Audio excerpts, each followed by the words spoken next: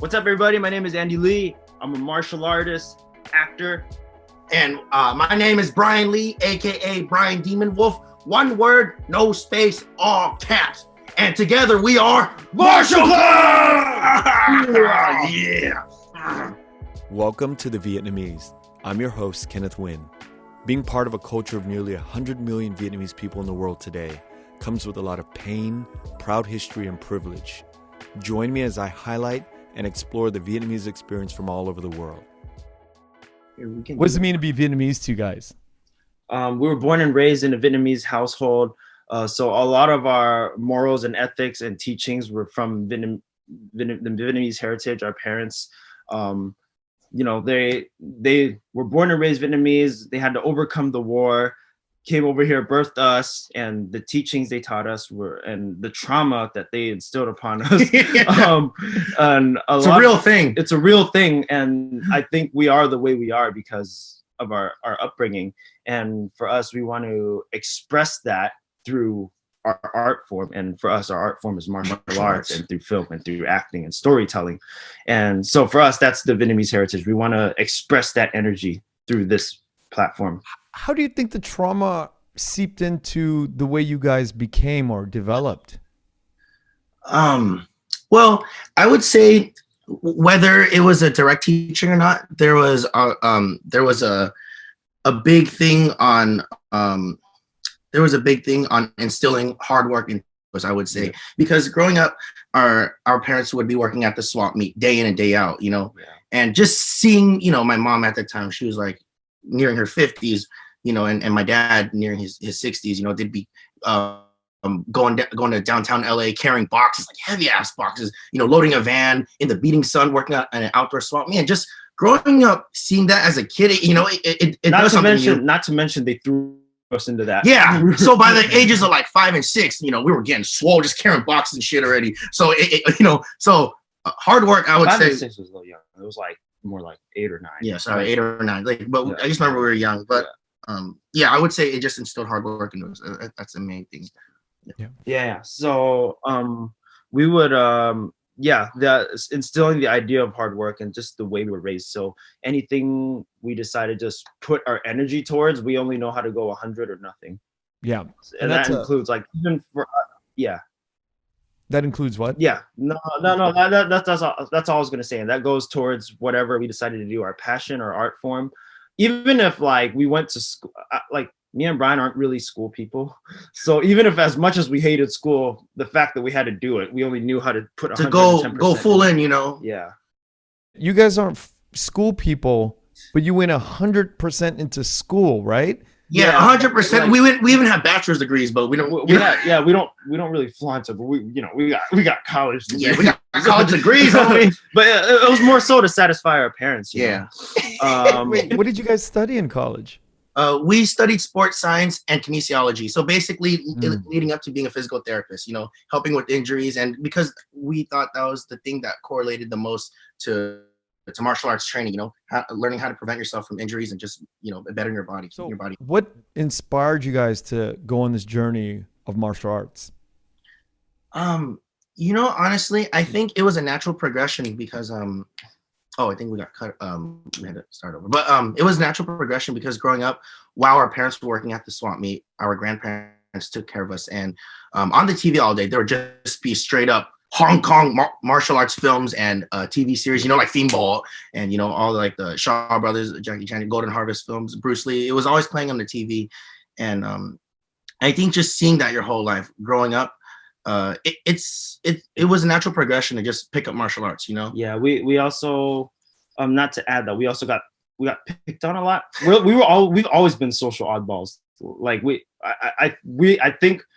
Yeah, we've never been normal. I think that's why we're here today, still not with like normal jobs that like our parents want us to have. But like we've always been social oddballs, and we got picked on a lot in school. So when you get picked on a lot and you come home and you watch the martial arts heroes like Bruce Lee, or Jackie fight bullies and rising to the top. Not only fighting for zero to hero type shit, for real zero to hero stories. And they're they're fighting not only for themselves but for like For what they believe in. For what they believe in and the minorities, and like you watch that does something to you, and especially when you're young like that, like you're like a sponge, you know, so you absorb, like you just absorb whatever inspires you when you're young, and that, like, I believe that carries on with you forever. And I think like still today, like we carry the sensibilities of what we watched when we were little. Right. So naturally the progression for us was martial arts movies, and I think that's what ended up being our career path. I want to know, what was the turning point to where you go, I'm going to study this a little harder than other people? And then what is that gradual progression that leads you to going deeper and deeper into it? And going into the early years of high school, we had our phases trying to figure out what we want to do, what we want to be. Identity crisis.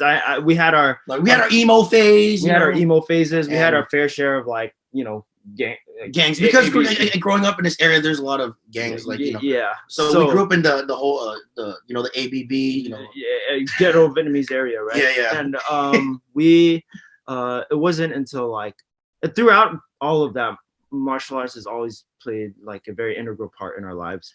And it wasn't until it was my junior year, it was in high school, and it was my freshman year. That's what I remember. At the time, YouTube was just fresh, and there was this viral video out called The Urban Ninja. And I don't know if it's still up or if it's reloaded. I watched it recently. Re-uploaded on YouTube today. But there's this guy doing parkour and martial arts and like flips and acrobatics and kicks and flying kicks. And at the time, if you had a video out like that, like, I know we could see this stuff all over like Instagram, TikTok, like it's nothing, like it's very normal today. But back then, if you had a video like that, that would go viral. And that was like one of the few only videos of this guy dressed up as a ninja. It credits to him, by the way. His name is Zin Wu Ku. I believe he's also part Vietnamese as well. Vietnamese, Cambodian, Chinese, I believe.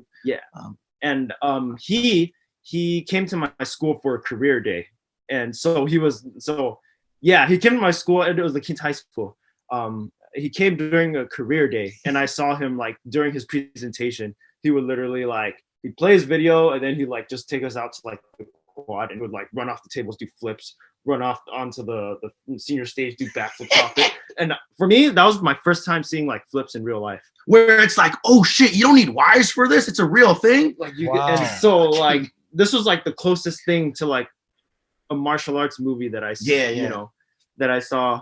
And naturally, like that's when it switched. It was like, oh shit, like you can actually do something with this, because this guy was a stuntman. He was making a career out of it. And so that's when I was like, you can actually do something with this. So that's when I picked up martial arts again. I say again because I did train a little bit of Chinese wushu, Chinese martial arts, in Westminster when I was a kid. Very little. And I got through the basics, and but after that, I started picking up martial arts again. And at the time, all we were able to afford was YouTube videos and kung fu movies. So then we just copied, learned from watching.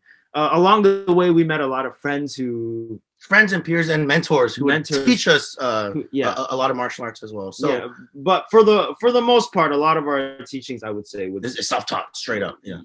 And naturally, if we watched and learned from kung fu movies, I think our natural progression was to pursue that as a career path. So that's naturally how we graduated high school, going into college was more of like our training years. It's more like giving us time to develop and really build our character and our style into martial arts, and into filmmaking, into learning, learning everything. You could have gone very different paths from filmmaking, storytelling, and I've heard it through your interviews that it's storytelling, filmmaking, but you could have gone the competition route to fight like an MMA or go boxing or things that are more combat sports driven, but you guys chose to go in the storytelling path. Why? I think to a very innate level, we have a story we want to tell. Like you said, like we said earlier, the trauma from all the It's like, you know, we have our own story we want to tell. Yeah. And also we've had our fair share of doing competitions. Like, I mean, I think I've competed in like a forms division once. Same here. Yeah, same here. same with them. That we learned on YouTube, you know, like a form I learned on YouTube, so it's not even correct, whatever, you know. But just I would say the competition circuit is it's really cool for what it is, you know, but it's also in my opinion, it's very standardized.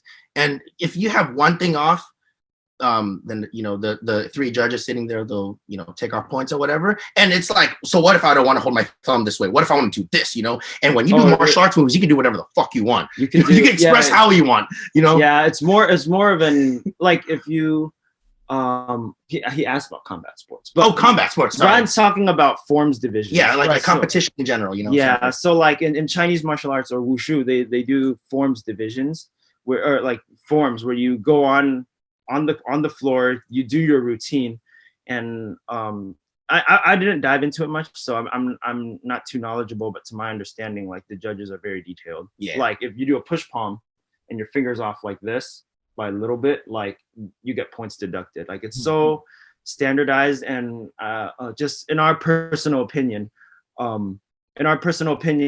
like, it takes away the art, like the creative. Yeah, you know, it takes away your true expression. It takes that away. That's what. But with that being said, like, all the props of the world to, like, the athletes who they're sick. They're fucking sick. Yeah, like, just physically what they're able to do, and they're competing, and it's just like it's just like mind blowing. Yeah.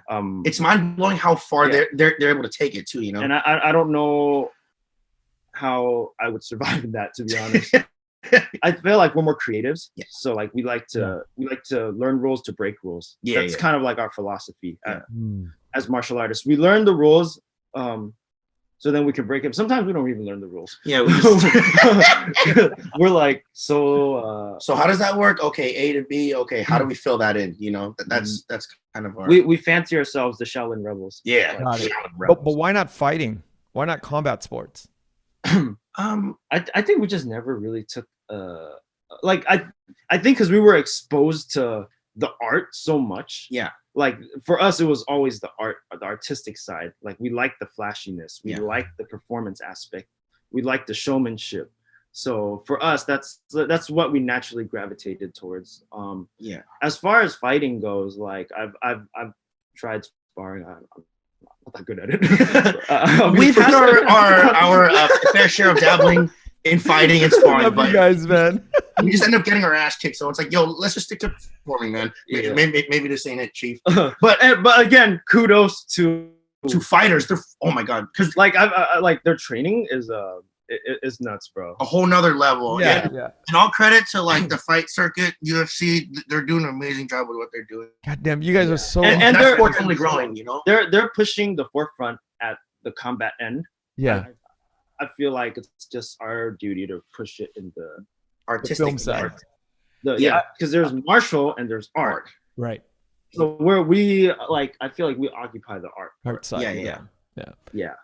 I love how genuine and authentic you guys are, because it's funny to hear you guys say, "Wow, that's not for us," and you know, we're on the art side, and the way you guys present it is just funny. It's just truth. Yeah. Yeah. Now, let's go back to what you were saying, that you guys have a story. You said you guys want to tell a story. Is that one story, or is that you guys want to tell many stories? It's many stories. It's just whatever, what we're feeling, what we're genuinely feeling, the stage in our lives. You know, the journey of a martial artist. Like, film can reflect it. Yeah. I don't want to spoil too much right now, because we're developing our first real feature film passion project that like will explain it a lot in detail. But I will just say, like, I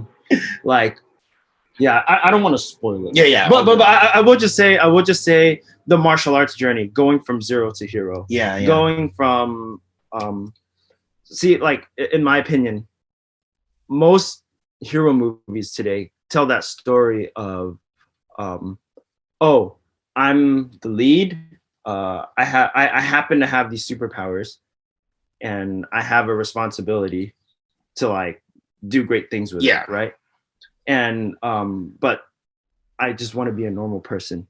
For us, it's actually the other way around. Yeah. For us, like martial arts movies, like 36 Chambers of Shaolin, where you see the hero go from zero, like this person is at zero and wants to become a master to share something with the world, and going through the 36 chambers, the actual training chambers, and to see the hard work that like a martial artist has to put. We don't have movies like that anymore. Yeah. Like where it's like like I will say like 36 Chambers of Shaolin was unapologetically, an hour of it was unapologetically a training like training montage. Yeah. And I don't maybe it's because the audience can't retain that now. They don't have the attention span to watch someone like go through a chamber, train really hard, fails, watch him fail, stand back up and keep going. You know, I think it's like that. Those stories are like you know, the Rocky movies, like those stories are, I feel like they're not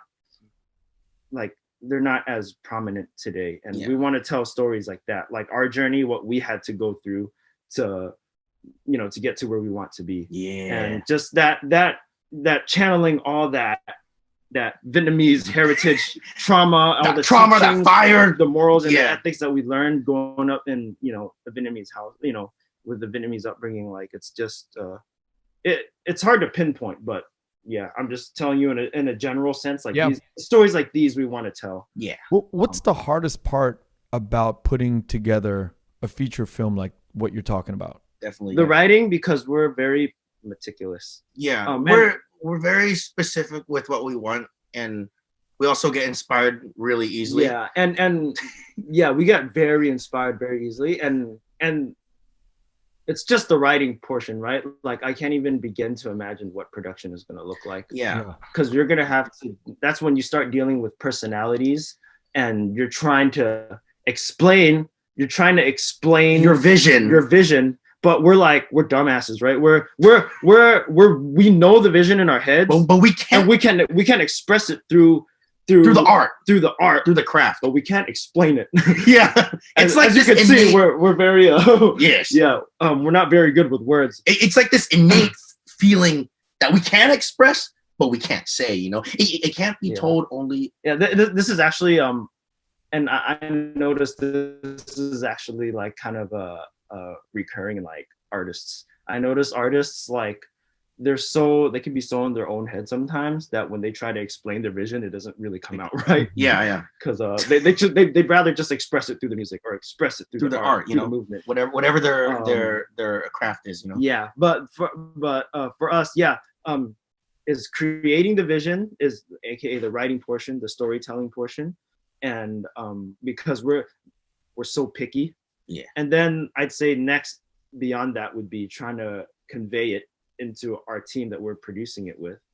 We would be producing it with, and then bringing it to life. But we have like a roster that we've worked with on our YouTube over the years. We have a Martial Club family, you know.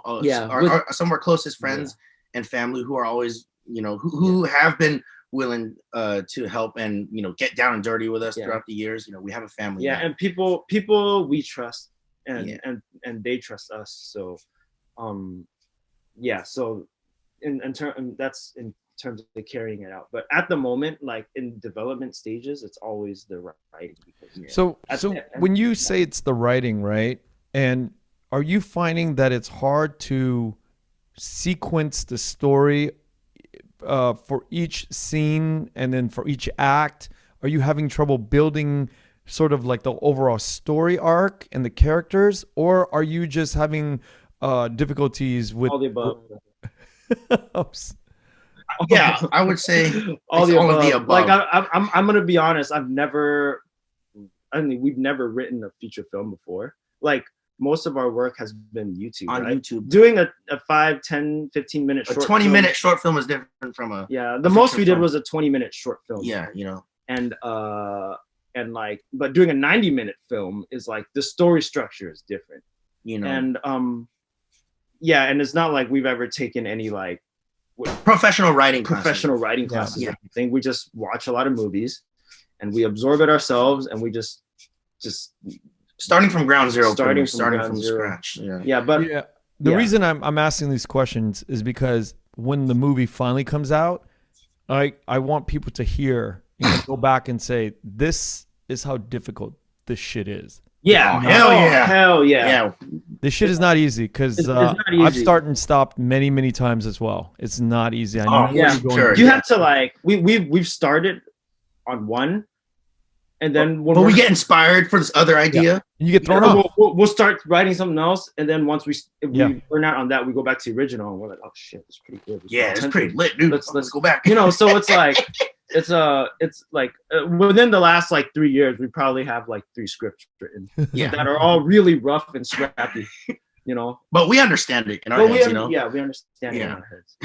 Yeah, so. People oftentimes question like, why doesn't Vietnamese people have better movies out, right? From both in Vietnam and the U.S., why are we not making better content?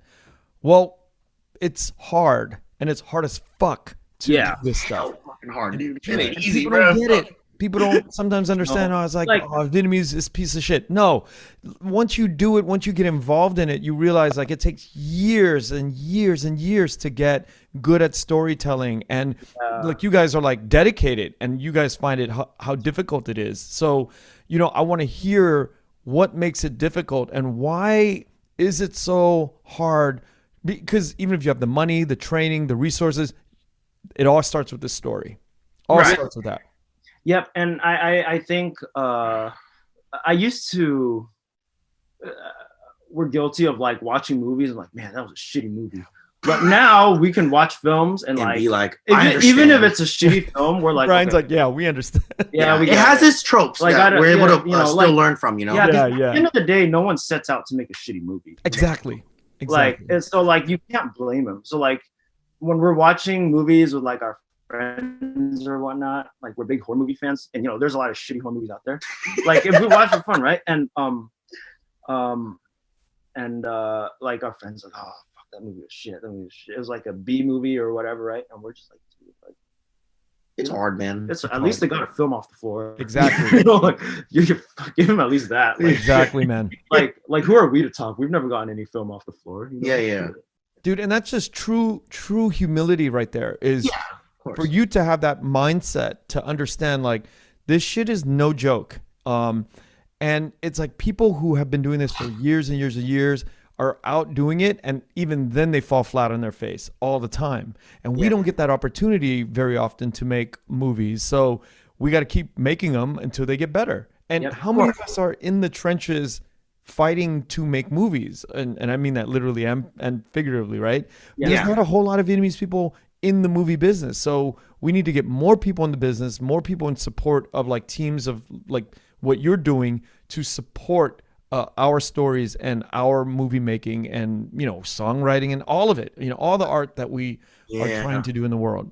Right. All right. Yeah, it's and the more you dive into it, like you appreciate other art forms. Yeah. Like when you're like I'll just give you an example. Like I'll watch a film and I'm like, that scene wasn't actually that good, but like the soundtrack was really good, so it made it. Yeah. And sometimes you can have a complete shitty movie, but if the soundtrack is good, it could it could make up for it, Yeah. And then you start thinking about the music and the and the and you draw and learn inspiration from every little detail.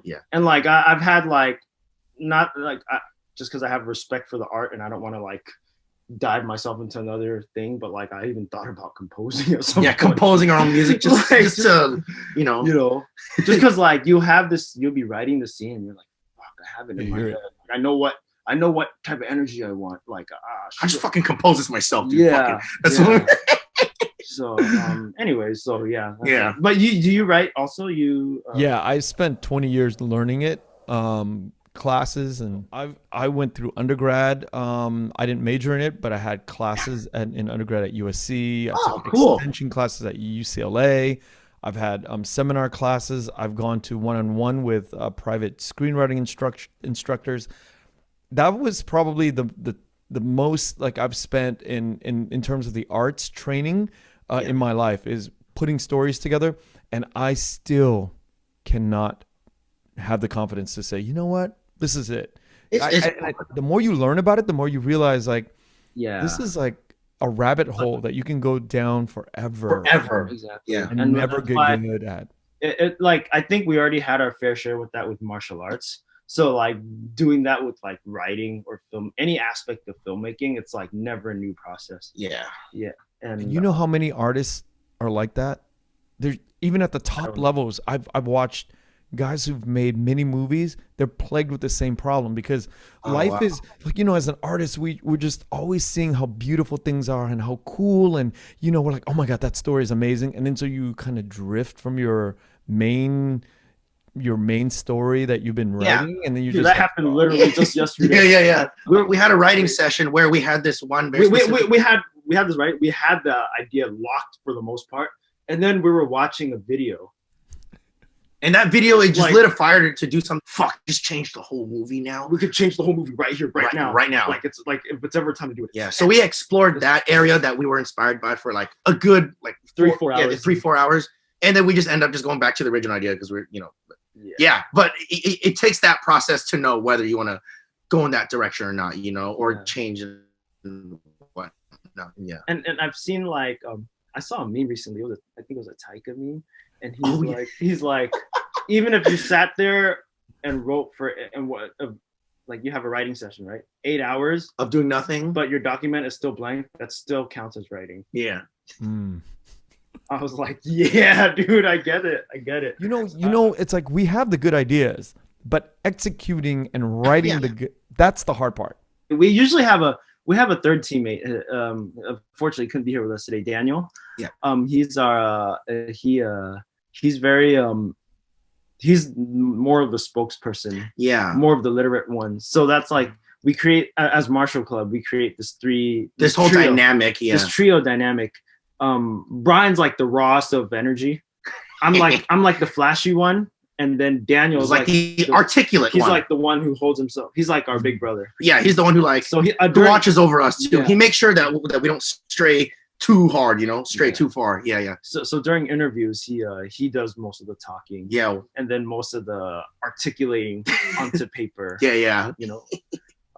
So yeah, I think like we'd be fucked if we didn't have him. We love Daniel. Okay, so you two are brothers, right? Yeah. And so when did you meet Daniel? Daniel, right? Yeah, Daniel. So I think we met him around 2010. No, earlier. No, 9 maybe. 2009 actually. So in our area in Orange County, there's this open gym facility where it's like a gymnastics facility, but after hours, I guess they have like an open gym time of like 3-hour gap. You can pay $5 and just come in, train, and just do whatever you want, So in Orange County, there was this hub of like there's a hotbed for martial arts. Yeah, there's a hotbed for martial arts and tricking, and that's where people from different martial arts teams, they go and they practice their acrobatics at this open gymnastics facility. Yeah, and me and Brian were a part of a high school team. At the time, it was called Monkeys Flying High. Yeah, Team MFH with pride. That was our little performance team back then. You know. And Daniel was a part of the CAMA, which is the UCI's martial arts demonstration team. Yeah. And there was like other groups there too, like EMC Monkeys. Yeah. And other tricking teams, dance teams, they would come through. B-boys would come through. Yeah. It was like just a big hub of like a lot of martial artists rolled through, but a lot of other forms of movement. Would train there, and that's where we met. We came from a separate team, and he came from UCI's demo team. So we were like, I wouldn't say rival, but there's always that sense like, a different team is here. We got to show them up. You know? We got to give them a thing or two, so we'll go fucking hard. Yeah. It was like, it was pretty much like that. Yeah. And we would come in there, and we noticed though. I noticed Daniel. We call him D-Ma because his name is Daniel Ma. So our code name for him is D-Ma. Yeah. He was practicing like a praying mantis like Shaolin like form, and I'm like, oh shit, I recognize that from the movies, That's sick. Yeah, I was like, hey, yo, teach me that. I was like, I just watched Shaolin Mantis yesterday. Like, can you teach me that? And and then we learned that me, Brian, and Daniel, us three, we have a very common interest in kung fu films. Yeah. He has a very deep knowledge in not just kung fu films, but within kung fu. Yeah. So if you want, like, if we needed an encyclopedia of like history, of like, anything, details, like, what's the history of like praying mantis style? What's the history of Tai Chi? Like, he would. Oh, he will go to the depths. You know, yeah, he knows it. He knows freaking everything, dude. Because he's the traditionalist. Yeah, you know, he came from an actual school. Yeah. Me and Brian, we came, I guess you could say, more or less from the streets. Yeah, yeah. And we had this common interest in kung fu films, but with coming from different backgrounds.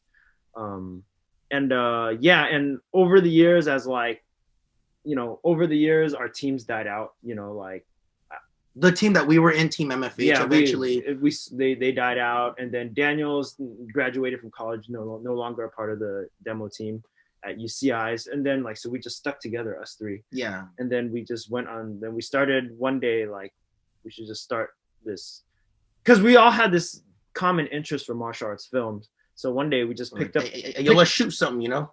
Yeah, we picked up a camera, and then we just like started recording like our homemade fight scenes, like our action sequences, and that's kind of what got us started.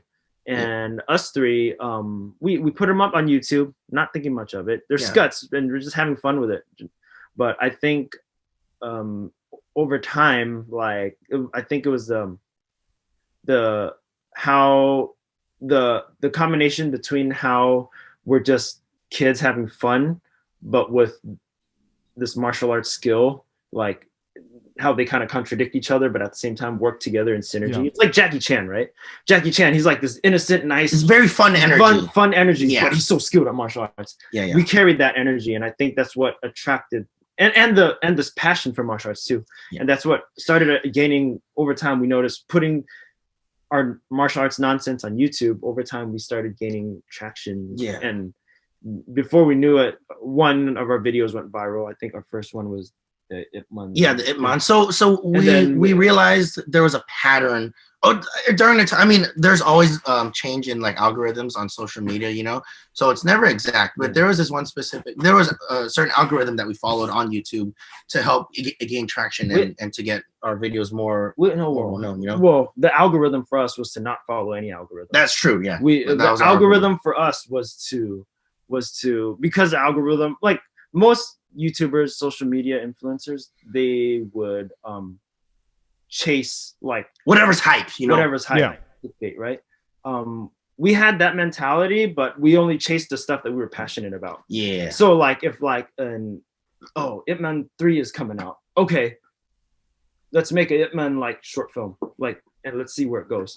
And we shoot, and then like it caught the attention of Donnie Yen, it caught the attention of, you know, Wogo, the distributors who like, you know, put out the film, and like it just gained virality. And over the years, like there were just we gained a fan base, and we eventually, it was end of 2019, 2020 was when we started getting reached out to by like directors. That's when the Daniels reached out to us for Everything Everywhere to work on Everything Everywhere.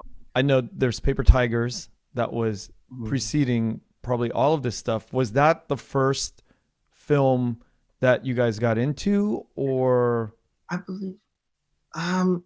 We've worked on TV shows, music videos. You know, because before going on our journey, we were working in stunts for a bit. You know, we did like little commercials that were local. You know, little music videos here and there. So we've done TV shows too. Oh yeah, like little like a day player, like a one day thing on like a TV show. Just little things. We've done some really odd gigs. Yeah, odd jobs. Just and you guys were still working as sports therapists at the time. We never had real jobs. Yeah, we were still in college during the time. We were trying to get little stunt gigs here and there. You know. So in college we had this phase of like, let's just get our degree to satisfy our parents. At the same time, let's just go do stunts. Like at the time it was stunts. Yeah, I was like, stunts. As soon as we got into stunts, like we started working here and there, music videos, little odd gigs, right?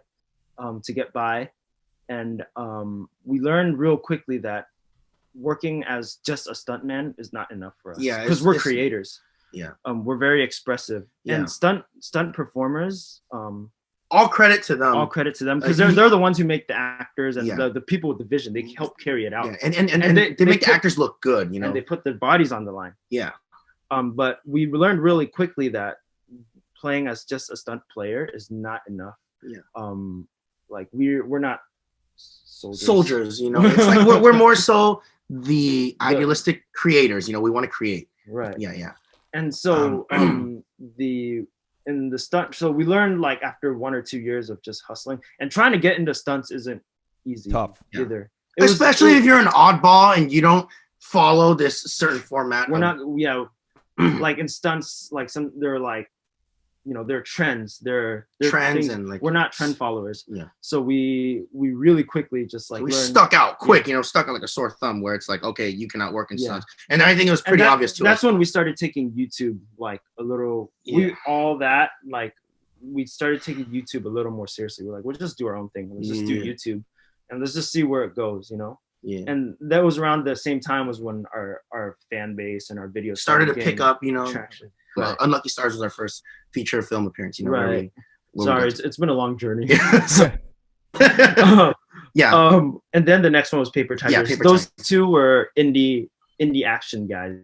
Who Bao was a part of that scene, and then he, you know, it's a small world. Everyone kind of knows each other, so he reached out to me to do the pitch for it. So like early on, right? Yeah, the very early pitches to get the film, you know, started was he did it with me, and I played the lead. And it was called The Challenger. It's on, I think it's still on YouTube. I think it's on our channel. It's on our channel too. Yeah. It's a short film. And and after that, later he just brought us back on to play those fun roles, and which coincidentally worked perfectly for us because it was the ragtag martial arts misfits. Yeah. I think Bao said he actually wrote those in specifically for us, you know, just basing it off how we were and our styles, you know, and how we can fit the character. So I think he wrote that in for us. Right. Yeah. But that doesn't, now that I'm listening to all this, that's not what like got the attention of like the bigger studios. Like no, the bigger studios was YouTube. Yeah, on straight up went on YouTube. I mean, I guess you could say with Bao. With Bao as well, you know. I think we already kind of had mutual friends and we had mutual friends. We had our thing going, but I think thanks to Bao, you know, being on Paper Tigers was what, you know, it helped really put our name in, you know, showing that we can carry being in a movie, you know. I think that's one thing that helps solidify that, you know. Right. Yeah. And then the bigger studios came later because even after Paper Tigers, we went back and we kept doing YouTube. You kept doing YouTube because YouTube was always the platform we could honestly just express ourselves and not have to worry about dealing with, you know, directors, personalities. Like, I mean, there's some good directors out there, but not exactly the ones that, you know, because we have our own vision too, you know,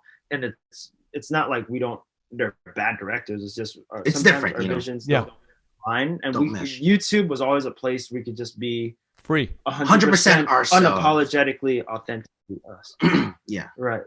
And so it was that, and it got the attention of. Was it the Daniels first or was it Brad? I think it was the Daniel. Oh no, kind of the same time because I remember while working on. So we were approached by the same time, for Shang Chi and Everything Everywhere at Once at roughly the same time. Yeah, I remember doing we were rehearsing during Shang Chi and I got this email saying like, you know, having this offer. Like it was a Facebook message from the Daniels, believe it or not. That's how. Yeah. You know, they messaged us on Facebook. It was like, hey, I promise I'm real. We are directors. We want you in this Michelle Yeoh movie. Do you have time to talk? Literally, that was a message. You know, that's how odd they are, but it's cute. I love them. You've seen the film. Right? You've seen the film. I have. Okay. Yes. So imagine that you guys have been in. Perfect. Thank you. Thank you for the support, dude. And you should have seen their first drafts that were like, imagine that movie in written screenplay form, chaotic, and a not imagine how confusing it is, you know. Yeah, like jumping from universe to universe, and keep in mind it was like a draft, so it wasn't clean either, you know. So yeah, and their draft was very notey. It was like how we were, you know. Like our drafts are very notey because like we're illiterate, like we can't really write well. Yeah, so we just put like we just like write it in ways that we would understand. Yeah. It was very endearing. Yeah, endearing. Yeah. When we finally met with them and they were like trying to explain to us, and like they were exactly like us, kind of like they had all this energy and this vision, but they were like stumbling over their words, and they were like trying to catch up. We didn't understand what the hell they were saying, but we did realize one thing was that they had heart, and they were very much just like us, just like Marshall Club, you know.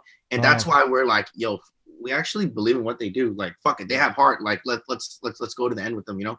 Yeah. And so like, you know, fast forward 2 years later, a match made in heaven, right? Like, I think, we just like, we look at them and we're like, we're very alike in the same ways. A lot of the same ways. Yeah. And so I think that's exactly what brought us together. And they came from like not YouTube, from like Vimeo, you know. Like they had really popular videos on Vimeo. Short Vimeo, films. YouTube. They came from like a similar background as us. Guerrilla style, you know. Yeah.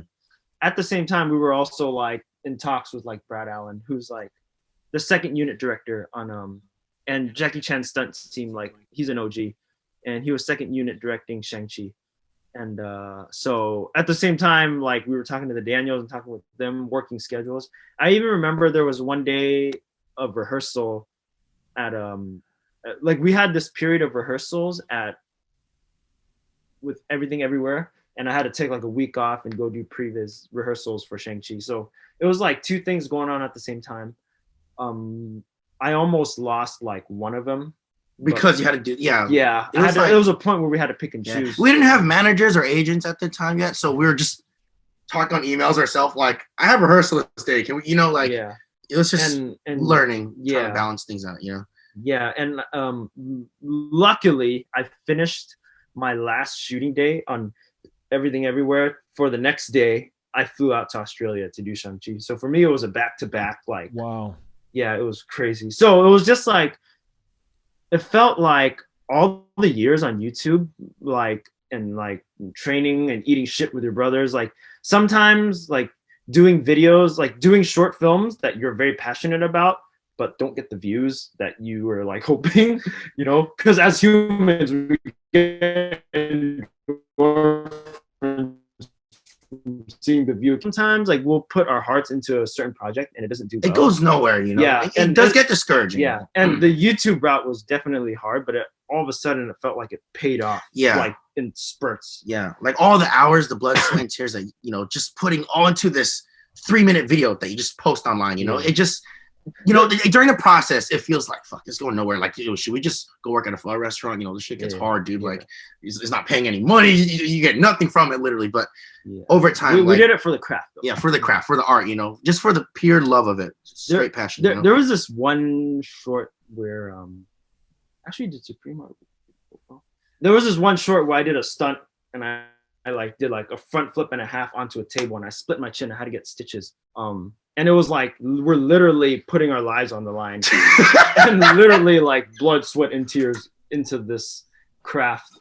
And it's just, at the end of the day, it's a YouTube video, and we never know if it would go like viral or it would get anywhere or not. But over time, that's when I started to believe that, like, if you have like a dry period where like shit's not looking good, there's going to be like a payoff somewhere. Yeah, something's gonna skyrocket afterward. Like, it's like moments like that, and this was like long periods. It made it feel like it keeps you fighting, you know. Yeah.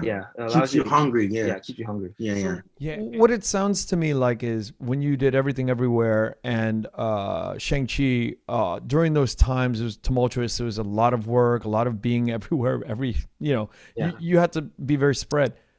Has that speed and that velocity continued up until today? Is it still the same frenetic pace that you guys are experiencing? We are, however, we do understand our worth. So we are being approached by quite a bit, but we do understand our worth, and we understand like how hunger, like we are with vision wise. So like we're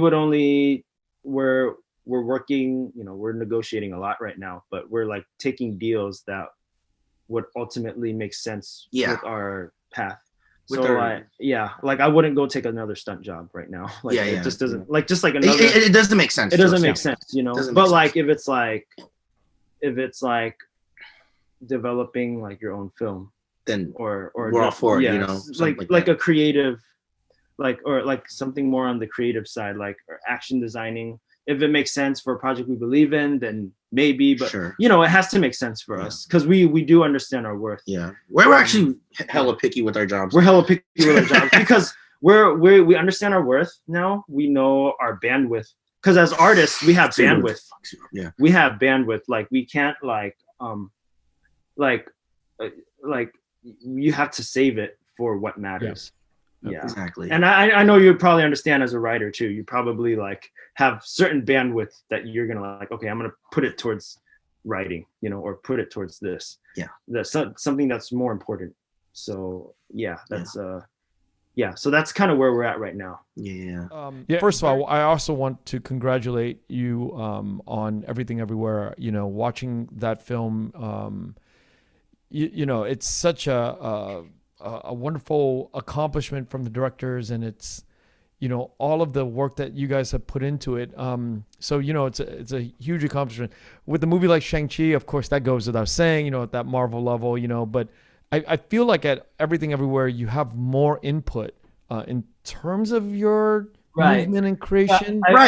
It's a independent nature of the filmmaking, because the Daniels are very much like indie background. So they have that independent nature, and that's when, you know, creatively you could just have a lot more freedom. At a level like Marvel, you know, a lot of money, big studios, and a lot of heads, and a lot of personalities, a lot of people, and so there's less room for creative input. But you know, of course we fight for it, you know, and try to bring the best what we can to the project. Like if they're good, if Marvel, like they want us to make this project, like we're gonna do our best to try to make sure that this, like, we bring our best, you know. On Everything Everywhere, we had a lot more, like, I would say creative freedom. Creative freedom.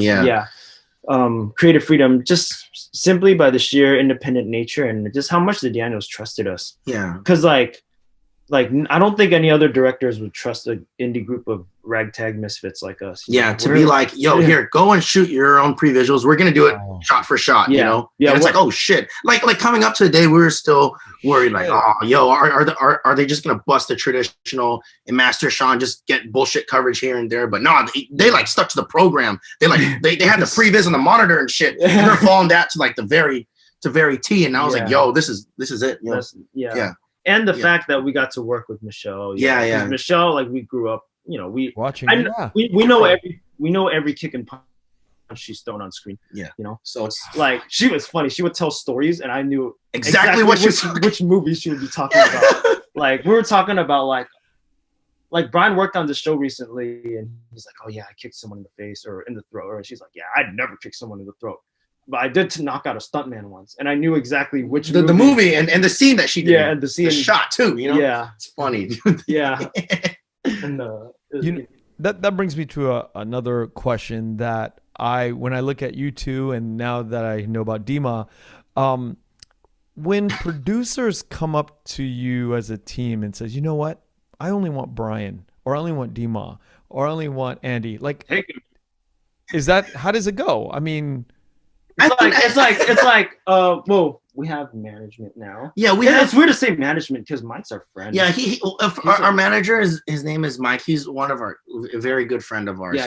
He just happens to be good at business. So then he kind of does the negotiating for us. You know, like if they do come up and say, hey, I want only Dima, or I want only Andy, I want only Brian. If it makes sense for the project, sure, you know. If it makes sense. But he'll push everyone else. He'll always push to you know, try to keep us a trio in these projects.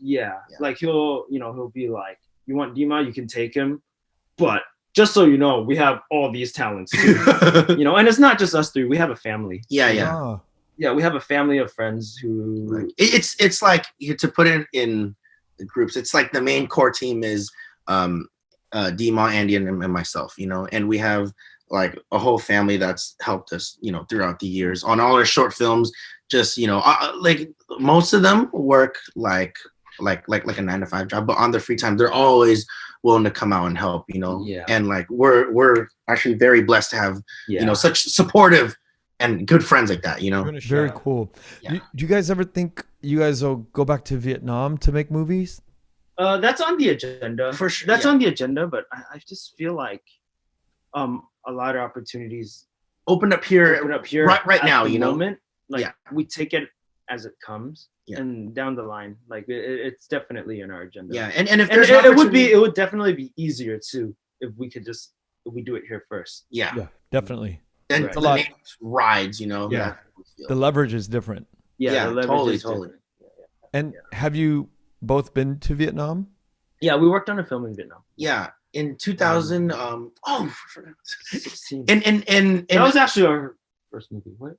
One thing? No, that was our second movie. Yeah, in 2016, one of our good friends, Andy Long, he had a feature film called Lo One Thing, and I think that's like the Vietnamese Shakespeare kind of, you know, like the Vietnamese kind of Shakespeare. It's a folktale. It's a folktale, you know. And he just had us come on to as an action team. As an action team to just help choreograph the fights and just be in the movie as stuntmen, you know. And I think that was a learning curve. Really big learning. Yeah, big learning curve for us to just be in Vietnam, learning to work in those ghetto situations, you know. Yeah, because you know damn well Vietnam ain't like Hollywood. They're ghetto. You don't have trailers in Vietnam, dude. Yeah. Our first work day was 24 hours, 6 a.m. to 6 a.m. and I was like, yo, fuck, dude, this is some next level shit. 4-6 hours sleep and then repeat. Yeah. Not even that was literally 4 hours. Yeah. Oh god. And it's just it was like the learning curve of like not just being it's not like Hollywood where you sit in your trailer and then come out in front of the camera when the AD calls you. It's like hands-on. You're hands-on. You're holding the ropes for the wires, or you're like standing by with the mats. You're always watching. Oh, do you guys need mats? We'll bring it in. You know? Yeah. Oh, like you guys need an extra hand on the lights? Yo, I'll help you hold. I don't know what I'm doing at the time, but yeah, I'll hold. You know, you just kind of jump in and it's hands-on. It's very YouTube in a way. Yeah. It was like very primitive, like very guerrilla style. Our fallback style of filmmaking is very primitive guerrilla style. Yeah, it's like whatever you can capture in front of the camera, that's all that matters. It doesn't matter what goes on behind, as long as you get the fucking shot. That's how it's like because we've worked on all different types of levels of productions, and we find just what's efficient for us. Yeah, for us, it works, you know. Yeah, for us, we just happen to know what we want in the frame, so let's just make everything happen so we capture it right in the frame. There's no need to be like, oh, how about the background over there? We're not gonna look that way. It doesn't fucking matter. We're looking this way. Period. You know, I'm not gonna put that in edit, so it doesn't matter. You know, like but because we're used to working on budget, we don't have the luxury to do that. Yeah. Do you all feel like there could be a lot more things that could be done in a fresh way, or do you feel like everything that can ever be done has already been done, and now it's just an issue of how it's being done? A lot more to do. We got some ideas to do things in a fresh way. Yeah, I think to what you're saying, like Crouching Tiger, Hidden Dragon, definitely. I think the early 2000s was good for martial arts in America. In America, that was when all the masters came over to America to like choreograph and like direct action scenes. You know, Jackie was coming up. Jet Li was coming up. Jet Li, even The Matrix. You know, Crouching Tiger, Hidden Dragon. All these movies, it was like a good era for martial arts, and I feel like it died out. Yeah, just the nature of like, you know, working in a Western, I don't want to say Western environment, but I don't think it's that. It's it's just how the times change. I think Dimov worded it. People wanted more realistic. Yeah, realistic and like you know, so like they start going in the direction of like Dark Knight. It's like Born Identity, where it's it's like gritty, raw, and now John Wick, is the more And then it's funny because then we talked about it like in our earlier, like a few years ago, YouTube days. We're like, watch. There's gonna be a time when martial arts is gonna be cool again, because we're like the only like Hong Kong style like action group in like a world that's like everyone's doing John Wick jiu-jitsu with guns, or the crazy Marvel spectacles, right? And like the Hong Kong action's not really alive. Like we're like the only ones on YouTube that's fighting to keep it alive. Yeah, and it's on YouTube. but we always talk about it. And I'm like, I remember there was one day I'm like, Dima. Yo, Dima is a straight up prophet. Yeah. He said like 5 years from Yeah. now, like the pendulum's gonna swing back. You know, he always talked about there being a pendulum where things in life are pushed one way so far it has to swing back. You know, when that pendulum swings all the way, you know we're at the forefront. We already are in the forefront, but when we're there, oh, game over. You know. Yeah, it's Dima was always like, I was like, yo, Dima, dude, when are we gonna make it, man? And then he's like, It's too hard, bro. He's like, just stay focused, guys. Like, there's gonna be a day when martial arts, like Hong Kong action, is gonna be cool again, and when that time comes, we have to be at the forefront. Wow. Like, we have to be ready, you know? Yeah. And then, like, I think it's happening now, as of the last 2 years. You know, with all like the recent moves come out, like, you know, like Bao's Paper Tiger, Shang Chi, you know, it's a bit huge bed for that. Everything everywhere, you know? And even Bao Win's Be Water.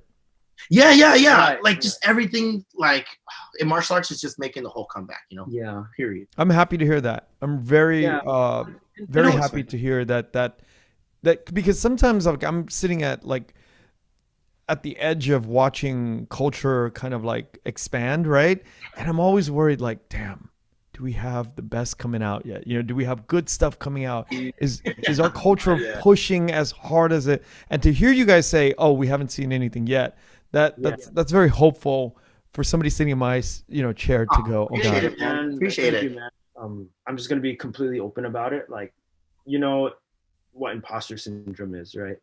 Like, I will honestly, like, just coming forward with it, like, you do feel that to a certain degree when, like, because like I never like had like any recognition since like a Marvel before, right? Even if you're just a mass villain, you get a certain level of recognition, and it's like you feel weird because you're like, it's like, yo, I'm just Andy. This is cool and all, but like I don't feel like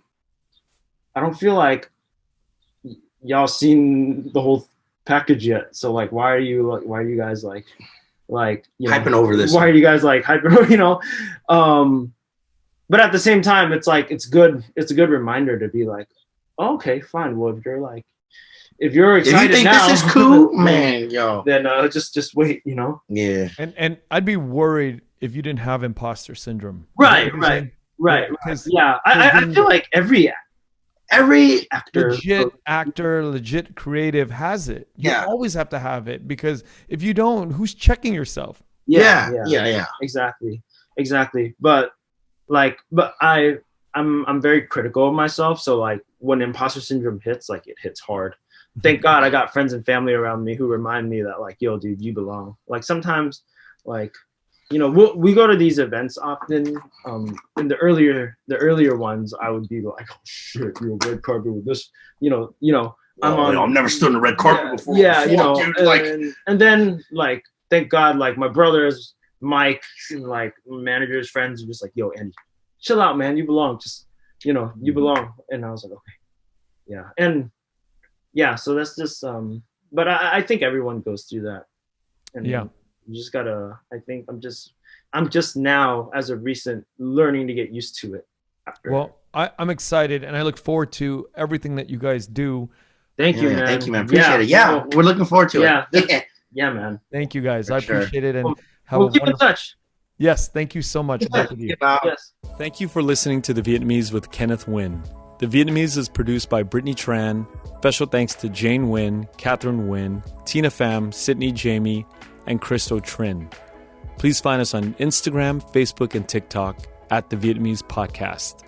You can also find us on YouTube, where you can subscribe, like, and comment. Please rate and give us a review wherever you find our podcasts. Thanks again for listening.